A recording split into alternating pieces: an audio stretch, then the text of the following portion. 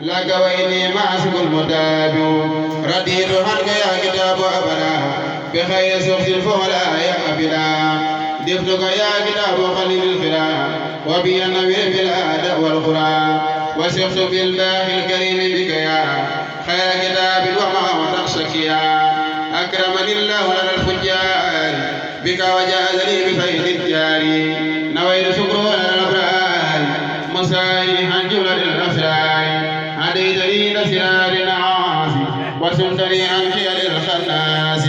ملكني كالله عند الكافرين قبل وقول خالد للشاكرين نويت شكر بلا كفران وكان لي بالخير في جيراني هداني الله خليلي الحبيب بك وخادري منع كل لبيب سبحان ربك رب العزة عما يصفون وسلام على المرسلين والحمد لله رب العالمين ما كان الله ليسر المؤمنين على ما أنتم عليه حتى يميز خبيث من الطيب وما كان الله ليطلعكم على الخير ولكن الله يتبع برسوله من يشاء فآمنوا بالله ورسوله وإن تؤمنوا وتتقوا فلكم أجر عظيم مديتي لخير رب الأكرم ما وسيلتي له المحترمين أسنى في البر وأفضل قربتي حكما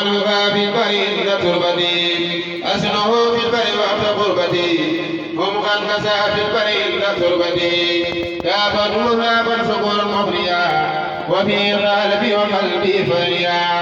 أذكره شكرا يكون منه إليه جل ورضيت عنه ناجيته بفيدي في البر وأرتجي في البر مثل باري أسأله بكوني سكورا كوني عبدا مخلدا سكورا لو كتابي ووامي غدا يوم الخميس ورديت بالكفا لك لساني وفؤادي يا كريم شكرا وجسدي فيسر مارو قبل يهد الله ورسوله وسارين ما يفوق سوري لك علي الشكر وسكر ما فليكن ولي دائما يا ربي أوصني أن أذكر ما قد سقت لي من نعم تكرما صلاة للسام الذي قد كان